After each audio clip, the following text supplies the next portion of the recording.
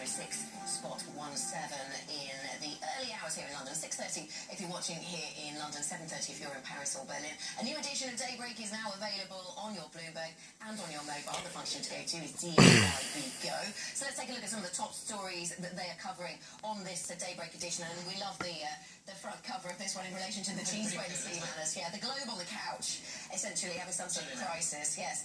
Talk coming out of the G20, at least in that draft document that Bloomberg got hold of in relation to September, talking about the world at a crossroads. We hear expansion, not austerity, is what's come out of this G20, according to Jack Lew. More need for the benefits of global growth to be shared more evenly, according to Christine Lagarde. Things are maybe changing. Things may be changing. Of course, that all comes down to what kind of stimulus you get after the facts that our guest gave us. It'll be interesting to see where we go next. Global therapy is the image, G20, and then, of course, back to the reality of what we're dealing with. Another suicide bombing mission, this time a 27-year-old Syrian man blew himself up near a bar after being turned away from a music festival. This is according to the Press Association.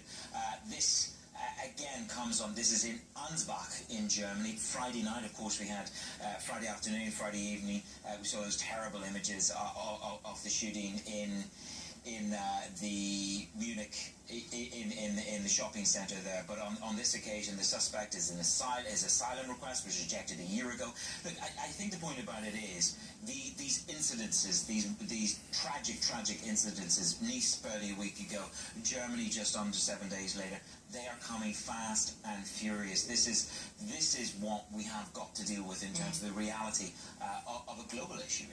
And where does Schengen go under these conditions, and where does the EU as a whole go under these conditions? You just got to look at the UK, heightened security on the ports and on the borders in France yesterday, 12-13-hour road queues here in the United Kingdom on the peak days because of the state of emergency in France. Yeah, we've got, so those are the first two subjects we're covering on Daybreak. The other one, back to the business agenda, Asian currencies.